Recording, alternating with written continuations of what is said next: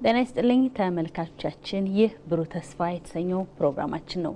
የዛሬ መወያያ ርዕሰ ጉዳያችን እንግዲህ የኬጂ ወይም ደግሞ በመዋለ ህፃናት ውስጥ ያሉ መስማት የተሳናቸውን ትምህርት ቤት በተመለከተ ይሆናል። በዚህም ዙሪያ እንግዳ ጋብዣለሁ። ከእንግዳችን ጋር አብረን ቆይታ የምናደርግ ይሆናል። እንግዳችን ራሳቸውን ያስተዋውቃሉ? እሺ፣ ስሜ አይናለም አስፋው እባላለሁ። እሺ፣ አክሽን ነው ዋና ምልክት ቋንቋ አክሽን። ግን አክሽን ትምህርት ቤት በመሆኑ ምክንያት አክሽንም ቤት የሚወክል አድርገን አክሽን ትምህርት ቤት ነው የመጣሁት። ምንድነው የስራ ኃላፊነትሽ? የኔ ኃላፊነት አንደኛ ትምህርት ቤት ውስጥ ጊዜያዊ አስተዳዳሪ ነኝ። ሁለተኛ ደግሞ ቋሚ መምህርት ነኝ። እስቲ ኮአክሽን አሁን ያለበት ሁኔታ ምን ይመስላል? ምን ላይ ነው አሁን ያለው የኮአክሽን ትምህርት ቤት? የመስማት የተሳናቸው የህፃናት ትምህርት ቤት ምን አይነት ሁኔታ ላይ ነው ያለው አሁን? በአሁን ጊዜ ትምህርት ቤቱ እንደሚታወቀው ብዙ ኢትዮጵያ ውስጥ አሉ ከሚባሉ መስማት የተሳናቸው ህጻናት ትምህርት ቤት ውስጥ ቀዳምትና የመጀመሪያ ምን ማለት ይቻላል። ትምህርት ቤቱን ብዙ አገልግሎት የሰጠ የሚገኝ ነው። ብዙ ህጻናትን ትምህርት አስተምሮ ለብዙ ደረጃ ለዩኒቨርሲቲ፣ ለስራ፣ ለተለያዩ ደረጃ ያደረሰ ትምህርት ቤት ነው።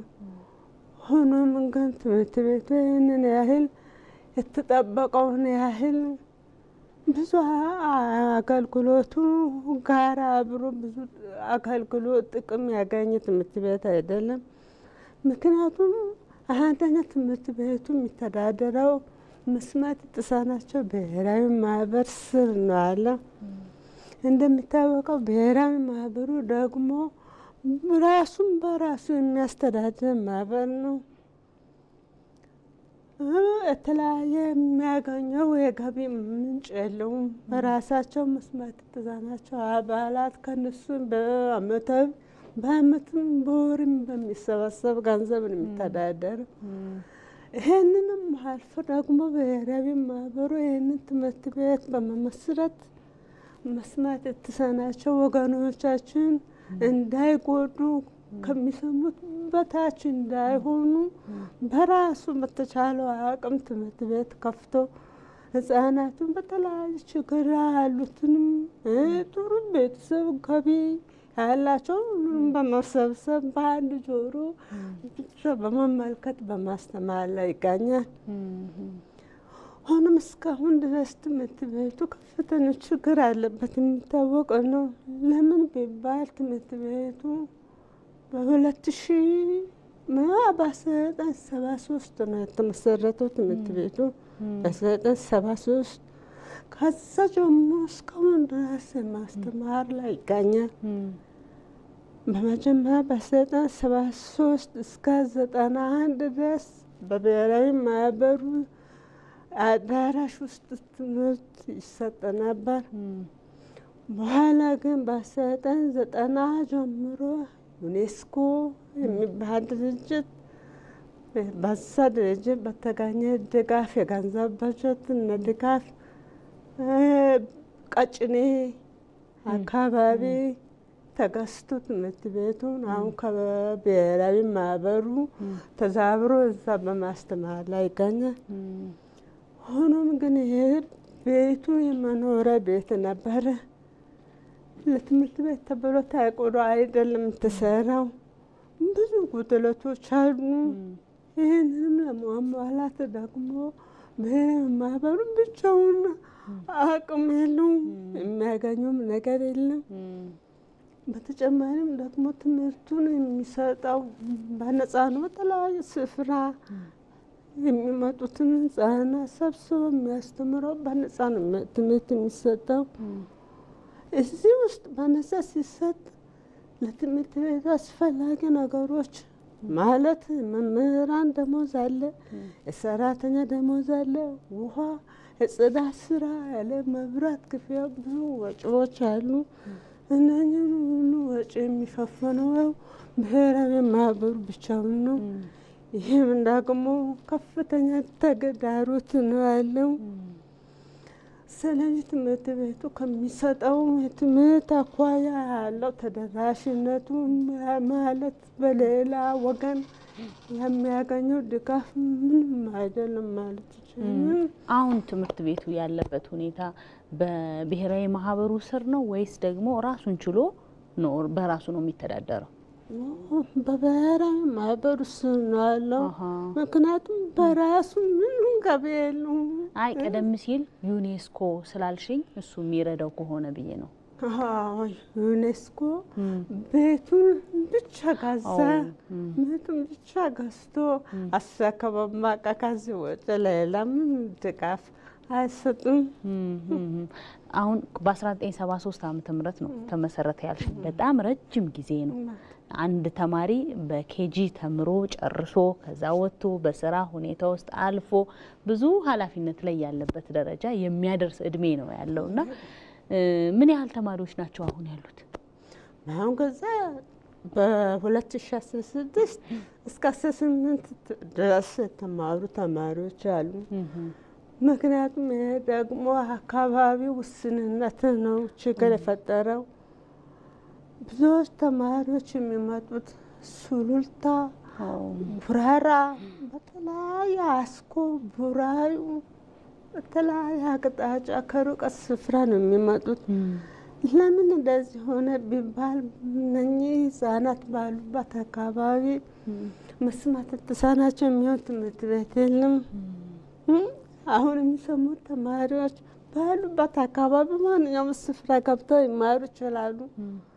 ከእጅ ሲባል ምናልባት አንዳንድ ሀብታሞች የተሻለ ትምህርት እንፈልጋለን ብለው ራቅ ያለ ቦታ ካልወሰዱ በስተቀር ሌላው መደበኛው ህዝብ ባሉበት አካባቢ ይማራል። እነኚህ መስማት የተሳናቸው ግን እንዴት ምልክት ቋንቋ ያለበት ስፍራ ነው በግድ። በዚህ ምክንያት ወላጆች ይህንን ምልክት ቋንቋ ለማግኘት ለህፃናቶች ይሻላል ብለው የሚመርጡት ትምህርት ቤት ቢኖር የኢኮ አክሽን ትምህርት ቤት ነው። ስለዚህ ትምህርት ቤት ፍለጋ ከሩቅ ቦታ ስለሚመጡ በትራንስፖርቱም የኑሮም ተግዳሮት አለ። አጋጣሚ ሆኖ ደግሞ መስማት የተሳናቸው ወላጆች አብዛኞቹ ከችግር ቤተሰብ የሚመጡ ናቸው። እውነት ለመናገር በጣም ችግር ያለ ወላጆች በቀን 4 ገንዘብ ደርሶ መልስ እንደገና ህፃኑን ለመውሰድ ደርሶ መልስ። ይህ ሲታሰብ በጣም አስቸጋሪ ሁኔታ ነው ያለው። በዚህ ምክንያት በቃ ሁሉም መተላለምም እንዳይማሩ ገደብ ችግር ፈጥሯል። እውነት ነው። አካባቢው ጥሩ ወይም የትራንስፖርት ተደራሽነት ቢኖር ከዚህ ቁጥር ያባለጠ ተማሪዎች ሊመጡ ይችላሉ። ስለዚህ የቦታው ርቀት ራሱ ብዙ ተግዳሮት ፈጥሯል ማለት ይችላል። አሁን ሁሉም ተማሪዎች መስማት የተሳናቸው ናቸው? ወላጆቻቸውስ የሚሰማሉ? አንዳንድ አጋጣሚ አንዳንድ አሉ 2-3 ተማሪዎች ከአሁን በፊትም ያልፈው ይሄዱ አሉ።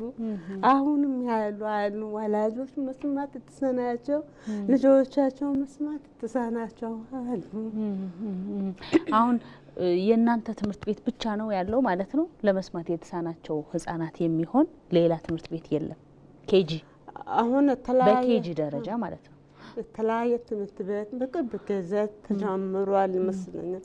አንደኛ መካኒሳ፣ ሁለተኛ አልፋ፣ 4 ኪሎ አለ ሲባል ሰምቻለሁ። ምኒልክ ትምህርት ቤት ግን እስካሁን ቀጥሏል አልቀጠልኩም እርግጠኛ አይደለም። ካሁን በፊት ሰምቼ ነበር። ግን እነሱ በኬጂ ደረጃ አለ ይላሉ። ከቻል ሲባል ወለተ ትምህርት ቤት ሰምቻለሁ። እስቲ አሁን እንዴት ነው የመማር ማስተማሩ? ምን ያክል መምህራን አሉ? ማለት ቀደም ሲል እንደነገርሽኝ ችግሮቹን ጠቀስ አድርገሻል፣ ግን በኋላ ላይ በደንብ እናወራበታለን ብዬ አስቤ ነው፣ ሌሎች ነገሮችን መነሳት ስላለባቸው ማለት ነው። አሁን የምታስተምሩት በምን አይነት መንገድ ነው? መምህራኖች ምን ያክል አላችሁ? ማን ነው የሚያግዛችሁ? ትምህርት ቤቱ እንድናሁን ካሁን ቀደም አደጋ እንደናካኩሽ ብሔራዊ ማህበሩ የገቢ ምንጭ የለውም፣ ውስን ነው። ስለዚህ ትምህርት ቤት ውስጥ መምህራን ኃይል በጣም ከፍተኛ እጥረት አለ፣ ችግር አለ። ምክንያቱም ብዙ መምህራን ስራ የሌላቸው ብዙ መስማት የተሳናቸው አሉ፣ ስራ የሚፈልጉ አሉ። ግን እነሱ የሚከፈለውን ደሞዝ በጀት የለም።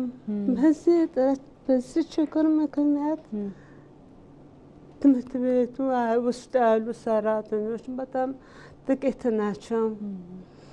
ማስተማር እንዴት ነው? ማስተማር ዘዴው ደግሞ መስማት የተሳናቸው እንደ ማንኛውም ሰማት ሳና ጆሮ ድምፅ ማጣት እንጂ አእምሯቸው ብሩህ ነው። አሁን አንድ ህፃን ሲወለድ ከቤተሰቡ ብዙ ነገሮችን በድምፅ የተለያየ ሁኔታ ድምፅ ነገሮችን ያገኝ ይሰማ ይችላል። እነኚህ መስማት የተሳናቸው ህጻናት ግን ትምህርት ቤት ሲመጡ ነው ሁሉንም ነገር የሚያገኙት። ምክንያቱም ወላጆቻቸው ምልክት ቋንቋ የማያውቁ ብዙ አሉ። እነኚህ ህጻናት አምጥቶ ምልክት ቋንቋ አስተምሮ ፊደል እንዲለዩ ቀለም እንዲለዩ ማድረግ ራሱ ትልቅ ትዕግስት የሚያስፈልግ ነገር ነው። እንደ ሌሎቹ የሚሰሙት ህጻናት አይደለም። ትዕግስት ያስፈልጋል፣ ጊዜም ያስፈልጋል። አሁን አንድ ህጻን እንጀራ ዳቦ የሚባል ቃል ለመናገር ድግግሞሽ ይፈልጋሉ። ማንኛውም ህጻን አሁን እንጀራ ብላ ቢባል ቀላል ነው አይደለም? እነኚህን መስማት የተሳናቸውን ግን እንጀራ ብሎ አእምሮ ውስጥ እነኚህን 5 ፊደሎች እስኪይዝ ድረስ ብዙ ትዕግስት ብዙ ጊዜ የሚፈጅ ነገር ነው። ስለዚህ እነኚህ ህጻናት የምናስተምረው በብዙ ትዕግስት በብዙ ጊዜ በመውሰድ በጥንቃቄ ነው የምናስተምረው። ሁለተኛ ደግሞ ትምህርት ቤት ውስጥ የምንሰጠው እንደ ማንኛውም ትምህርት ኬጂ ህጻናት ትምህርት ቤት የሚሰጠውን ትምህርት ነው የምንሰጠው። በአሁን ጊዜ መስማት የተሳናቸው ህጻናት ወይም ተማሪ ተብሎ የተዘጋጀ ምንም ነገር የለም። ምንም መመሪያ መጽሐፍ የለም። የምልክት ቋንቋ ብቻ ነው ልዩ የሚያደርገው እንጂ ሁሉም ትምህርት የሚሰሙት እኩል ነው የምናስተምረው። ስለዚህ ይህንን የሚመስለው አጋዥ መጽሐፍቶች የሉም። ከአሁን በፊት ለአንዳንድ ድርጅቶች ማለት ጆይ ሴንተር አንዳንድ የግል በጎ አድራጊ ድርጅቶች እነሱ በግል ተነስተው መጽሐፍ ገዝተው ሰጥተውናል። በሱ ነው የምንማረው። የሚገቡት በስንት እድሜያቸው ነው? በስንት አመታቸው ነው የሚገቡት? ከ4 አመት በላይ ጀምሮ ያለውን እንቀበላለን። ነገር ግን ገጠር ክፍለ ሀገር ብዙ ባለማወቅ ምክንያት ብዙ እድሜያቸው ማለት 10-12 አመት ቆይተው የሚመጡም አሉ። እነኝን ከዛ ብሎ ትምህርት ፈልገው የሚመጡትን መግፋት እንፈልግም። እነሱን ደግሞ ለየት ባለ ክፍል ውስጥ የምልክት ቋንቋ አስተምረን ለሌላው መደበኛ ትምህርት ቤት እናብቃቃና እንላካቸዋለን። ግን ዋናው መደበኛው የምንቀበለው የ4 አመት ተማሪ ነው የምንቀበለው። ከ4 አመት በፊት ለሚያመጣት ተቀበሉ ማለት አሁን ነርሰሪ የሚባል አለ አይደል? በኬጂ 1 ብለን የምንጀምረው 4 አመት እድሜ ሲሞላው ነው። ከዛ በፊት ያለውን ደግሞ በ3 አመት እድሜ ሲገባ በነርሰሪ በሚል ደረጃ ይገባል። እንደሱ ተቀበላላችሁ? እንደ ህፃኑ አቋም አይተን እንቀበላለን። ምክንያቱም አንዳንድ ህፃናት ሚዛናቸውን መጠበቅ የሚያስቸግራቸው አሉ። ብዙ ጊዜ አለመስማት ችግር ሲፈጠር ጆሮ ግን ከአከርካሪ አጥንት ጋራ ትንሽ ችግር ይፈጠራል። በዚህ ምክንያት አቋማችን ላይ ተጽዕኖ የሚፈጥር ችግር አለ ሚዛናችን። በዚህ ምክንያት ህፃኑን ሁኔታውን አይተን የሚል ከሆነ ይከብዳል። ምክንያቱም እርስ በርሳቸው አብረው ሲጫወቱ በጣም ግፊያ አለ። ነፍሳቸውን አያውቁም ሲጫወቱ። ቢጎዱም ችግር እንዳይፈጠር እነሱን ለአንድ ዓመት ታግስ እናስቀምጣለን። ሰውነታቸው ትንሽ ዳበር ሲመጡ ተቀበለን እናስተምራለን። ምን ያክል መምህራኖች አሏቸው? አሁን ጊዜ 3 ነን ያለን። ሁሉም ሰራተኞች በሙሉ ደፋች ናቸው። የሚሰማ የለም። አንድ አስተርጓሚ አለ፣ ዘበኛ አለ እንጂ መምህራኖቹ 3 ናቸው። 3 ነን። አይ ጥሩ። እስቲ የሚማሩበትስ ሁኔታ ምን ይመስላል? አሁን ልጆቹ ከሚሰማው ተማሪ የሚለዩበት ሁኔታ አለ ወይ ለማለት ፈልጌ ነው። ለምሳሌ አሁን የሚሰማው ትምህርት ቤት ጋር ስታያቸው ህጻናቶቹን ለ2 ሰዓት ያክል ጠዋት ይገቡና 2 ሰዓት ላይ ከዛ 4 ሰዓት ተኩል አካባቢ እረፍት ይወጣሉ። በደንብ ይጫወታሉ። ይኸው ልጆቹ ጨዋታ አይጠግቡም። በጣም አስቸግረው ነው የሚገቡት አይደል? ያው እነዛም ልጆች ናቸው። እንደዚህ አይነት ሁኔታ ሊፈጠር ይችላል። ከዛ ተመልሰው ደግሞ ይገባሉ፣ ይማሩና ደግሞ ምሳ ሰዓት ደግሞ ይወጣሉ። ከዛ ደግሞ በጣም ህጻናት ከሆኑ የተወሰነ 30 ደቂቃ 1 ሰዓት እንዲተኙ ይደረጋል። ከዛ በኋላ ተመልሰው ደግሞ ይማሩና ከዛ ወደ ቤታቸው የሚለቀቁበት ሁኔታ ነው ያለውና እናንተ ጋስ የሚሰሙት ተማሪዎችስ የሚለዩበት ሁኔታ አለ ወይ? ምናልባት አንዳንዶቹ በጣም የሚደብታቸው ልጆች አሉ ወይ? መጫወት ብቻ የሚፈልጉ ምክንያቱም ቀደም ሲል እንዳልሽኝ በቤታቸው ውስጥ ብዙ የሚያናግራቸው ሰው ስለሌለ ከኩዮቻቸው ጋር ለመጫወት ምልክት ቋንቋ የሚችል ልጅ ስለሌለ ላይጫወቱ ይችላሉ። ትምህርት ቤት ሲመጡ በጣም ጉጉቱ ያድርባቸዋል እና መጫወት ብቻ ሊፈልጉ ይችላሉ፣ ሊያስቸግሩ ይችላሉ። እንደዚህ አይነት ሁኔታ አለ ወይ? እዚህ ላይ በጣም የሚገርምሽ ነገር ምንድነው አስቀድሜ ለመናገር የምፈልገው እነኚህ ህጻናት ትምህርት ቤት ሲባል በቃ በጣም የሚናፍቁበት አካባቢ ነው ትምህርት ቤቱ። ለምን ብለሽ ወላጆች ከቤተሰብ ጋር ለመቆየት በፈለጉትን ነገር እንዴት ተግባብተው እንዴት አድርገው ይጫወታሉ። የሚያጫወታቸው የለም፣ የሚግባቡበት ዘዴ የለም። በዚህ ምክንያት አሁን ቅዳሜና እሑድ ሲመጣ አንዳንድ ወላጆች ደውለው ይነግሩናል። አስቸገረን፣ ትምህርት ቤት ውሰዱን እያሉ ህጻናቶቹ አስቸገሩን ይደውሉናል። ልጆቹ ትምህርት ቤት በጣም ነው የሚናፍቁት። ለምን እኩዮቻቸው ጋር አብሮ ራሳቸው በሚገባቡበት ቃል እጅ ቋንቋ ምልክት ቋንቋ ራሳቸው በቃ ቢገባቸው ባይገባቸው በጣም የሚጫወቱበት የሚነፋፈቁበት ቦታ ነው። ሁለተኛ ደግሞ ትምህርት አሰጣጥ ስትይ አሁን አዲስ ነርሰሪ የሚመጡትን ተማሪዎች በትልቅ ጥንቃቄ ነው የምናስተምረው። ለምን ይሻለቻቸዋል። ምልክት ቋንቋ ማያውቁት እጅ እንቅስቃሴ ገና እነሱ ጡንቻቸው አልጠነከረም፣ ገና ለጋ ናቸው። በዚህ ምክንያት አሁን ለረዥም ፊደል ቆጠራ አይችሉም። በአንድ ሳምንት ውስጥ 3 ቃላትን ብቻ ነው እናስተምረው። ሀ ለመ እናስተምራለን። በመሀሉ ጨዋታ፣ ተረት፣ ስዕል ያለባቸው መጽሐፎቹን የምን ወፍ የምን ላም ያል በመሀሉ ስናስተምራ በቃ በፍላጎት በንቃት ይከታተላሉ። ተጨማሪም ደግሞ እንደሌላው ትምህርት ቤት የእረፍት ሰዓት አላቸው፣ የጨዋታ ሰዓት አላቸው፣ ምሳ ቁርስ ሰዓት አላቸው። ግን እንቅልፍ አይወዱም፣ መተኛትን አይወዱም። እውነት ልንገርሽ ጨዋታ ነው የሚፈልጉት። በቃ የተለያየ ማኑዋል የሚጫወቱበት መጫወቻ እንጨት ልዩ ነው፣ አሻንጉሊት ብዙ አለ ትምህርት ቤት ውስጥ ተሰጠን አለ።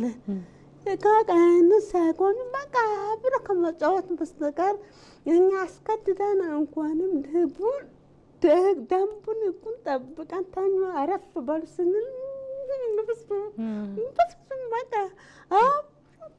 ተሯሩጠው ጨዋታ ነው የሚወዱት። በጣም ቤታቸው ውስጥ አያቆሙትም። ይህንን ነጻነት አያቆሙም። በቃ ነጻነት ያለ ትምህርት ቤት ብቻ ነው። በዚህ ምክንያት ትምህርት ቤት ውስጥ በጣም ይጫወታሉ፣ በጣም ይፈቀራሉ፣ ይዋደዳሉ። በቃ በመሀላቸው ግጭት ነገር የለም። በጣም ደስተኞች ናቸው ህጻናት። አይ በጣም ደስ ይላል። ከመማራቸው ባለፈ ደግሞ አሁን አንዳንድ ልጆች ሁሉም ላይ ሆኑ ይችላሉ፣ ግን የሚመጡበት ቤተሰብ ዝቅተኛ የኑሮ ደረጃ የሚኖሩ ሊሆን ይችላሉ። ቁርስ ላይ ይሟላ ይችላል። ከቤታቸው ከመብላት አልፎ ደግሞ ይዘው የሚመጡት ምሳ እንደገና 4 ሰዓት ላይ ደግሞ እንደ ቁርስ ነገር እንደ መክሰስ ቁርስ ነገር ይዘው የሚመጡት ላይ ኖራቸው ይችላልና የምገባ ፕሮግራም የላችሁም ወይ? ድጋፍ ጠይቃችሁ ምገባ ፕሮግራም ልጆች እንዲኖራቸው ማድረግ ይችላችኋል ወይ? ይህንን ምግቡን በተመለከተ 4 ዓመት ማለት ኮሮና ከመግባቱ አስቀድሞ መጋቢት ወር አካባቢ ጀምሮ አዲስ አበባ ከተማ መስተዳድርና ጠለፋ መድን ድርጅት እነዚህ 2 ድርጅቶች ትምህርት ቤቱን በማገናኘት ኮሮና ከመምጣቱ ትንሽ ዓመት አገማሹ ላይ ጀምሮ ምግብ መሰጠት ጀምሮ ነበር። በመሀሉ ኮሮና ሲገባ ትምህርት ቤት ተዘጋ። በሂደት ትምህርት ቤቱ ከተከፈተ በኋላ 1 ዓመት አቋርጦ አሁን በ2013 ጀምሮ ይሄ ድርጅት ለተማሪዎቹ ዩኒፎርም፣ ጠዋት 4 ተኩል ቁርስ፣ ምሳ 6 ሰዓት ምሳ ለተማሪዎቹ ማዘጋጀት ላይ ይገኛል። ድርጅቱንም በጣም ከፍተኛ ድጋፍ አድርጎልናል። ምክንያቱም ካሁን በፊት ብዙ ህጻናት አጋጣሚ ሆኖ ምሳ እንኳን መሳመጡ ባዷቸውን የሚመጡ ተማሪዎች ነበሩ።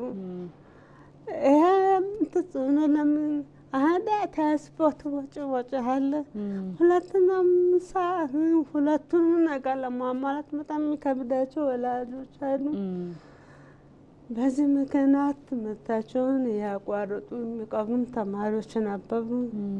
ይሄ ድርጅቱ ድጋፉን መስጠት ከጀመረው በኋላ ግን ምናልባት አንዳንድ ጊዜ ጉንፋን የተለያየ ህመም ካልተሰማቸው በስተቀር አሁን ሰዓት ምንም ተማሪ አይቀሩም፣ ሁል ጊዜ የመጡ ናቸው።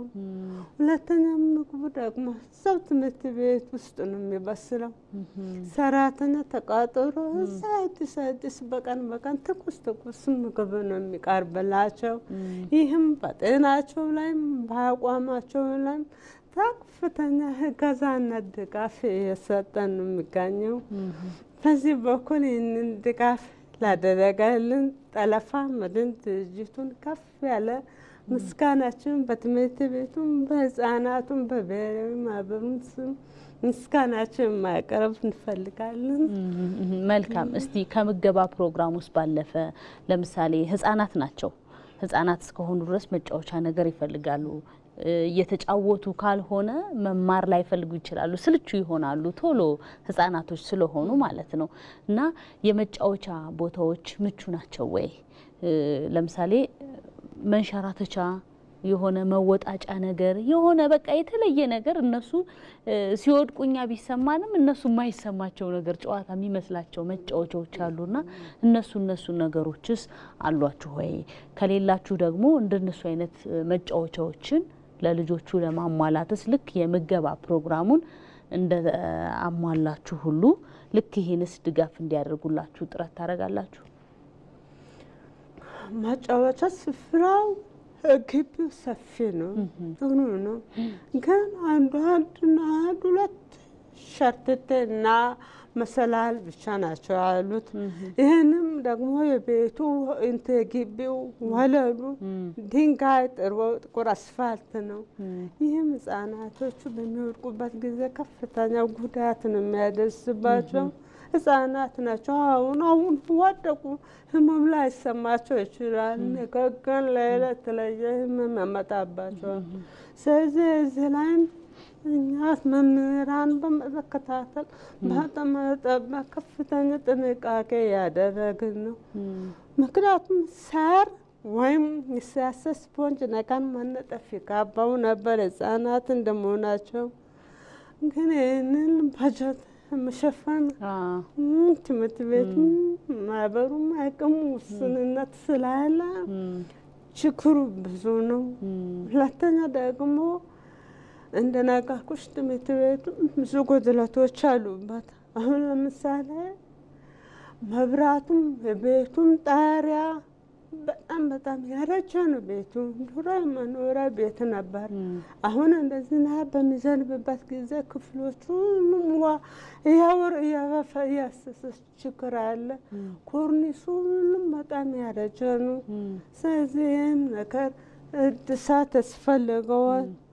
በተጨማሪም ደግሞ ወደፊት አሁን አዲስ አበባ ከተማ አንዳንድ ያረጁ ቤቶችን መወገድ አለባቸው ተብሎ ባለፈው ጊዜም አንዳንድ አካባቢው አሉ ቤቶች ይፈርሳሉ የሚል መልእክት ደርሶናል። አሁን እኛም ከፍተኛ ስጋት ላይ ነው ያለኑ። ለምን ይሄ ትምህርት ቤቱ ከፈረሰ ለወደፊት እነኚህ ህጻናት የት ቦታ ነው የሚማሩት? የት ቦታ ነው የሚደርሱት? ተማሪዎቹም መበታናቸው አይቀርም። ሰራተኛውም ከስራው እንጀራው መዘጋቱ አይቀርም። ስለዚህ ትምህርት ቤቱ ወደፊት ይፈርሳል የተባለው ነገር ዛሬም ቢሆን እኛ የምንለምነው ምንድነው? መንግስትንም ማህበረሰቡም ድጋፍ እንዲያደርግልንና ትምህርት ቤቱ ህንጻው እንድታድስልን ወይም ሙሉ ለሙሉ ፈርሶ ተጨማሪ ክፍሎችን ተገንብተው መስማት የተሳናቸው ተደራሽ እንዲሆኑ ነው የምንፈልገው። ለምን ቢባል አሁን ይሄ ትምህርት ቤቱ ከጂ ነው የሚማሩት። አሁን ከ4 ዓመት 6 ዓመት ድረስ ይማሩና ከዛ በኋላ ሲወጡ የት ትምህርት ቤት ነው የምናስገባው? ለወላጆች ከፍተኛ ፈተናና ጭንቀት ነው። አንደኛ ክፍል የት ነው ያሉት? አንደኛ ምኒልክ፣ ሁለተኛ አልፋ፣ ሶስተኛ መካኒሳ እጥላ ከሱሉልታ ቦሌ ለመድረስ በጣም ከባድ ነው። ከሱሉልታ መካኒሳ መሄድ በጣም አስቸጋሪ ነው። በዚህ ምክንያት እዚሁ ትምህርት ቤት ቢሆን ጥሩ ነበር ባካችሁ ያሉ ወላጆች አሁንም ይሄ ጮሁ ናቸው ያሉት። ቢያንስ እንኳን ትምህርት ቤቱ እዛው ከ1 እስከ 4 ትምህርት ቤት ክፍል ቢከፈት የወላጆች ትልቅ ደስታ ነው። ስለዚህ መንግስትም በጎ አድራጊ ድርጅቶችም ራሱ ማህበረሰቡም ትኩረት ቢሰጥልን አይነት ትምህርት ቤት በተሻለ ደረጃ ተገንብቶ የተሻለ ስራ እንድንሰራ መስማት የተሳናቸው ተደራሽ እንዲያደርግልን ዛሬም በአጽንኦት የምንናገረው ነገር ነው። ምክንያቱም እናቱም እንደሚያውቀው ቀዳማዊት እመቤት ጽሕፈት ቤት ከአሁን በፊት ብዙ ማየት ለተሳናቸው ወገኖቻችን ማደዳ ትምህርት ቤት ተከፍቷል። ብዙ ድጋፍ ተሰጥቷል። ለአካል ጉዳተኞችም ብዙ የአካል ድጋፍ ዊልቸር የተለያዩ ነገሮች ተሰጥተዋል። መስማት የተሳናቸው ግን እስካሁን ምንም ተደራሽ አልሆኑም። ምክንያቱም እኛም ኢትዮጵያዊ ዜጋ ነን፣ የሀገር ልጆች ነን። መስማት የተሳናቸው በአሁን ጊዜ ብዙ ነገር ለሀገር ጥቅም እየሰጡ ነው የሚገኙት። ዩኒቨርሲቲ ድረስ እንኳንም መምህራን አሉ፣ የሚያስተምሩ አሉ። በመንግስት መስሪያ ቤት እንኳንም ተቀጥረው በኃላፊነት ሆነው የሚሰሩ ብዙዎች አሉ።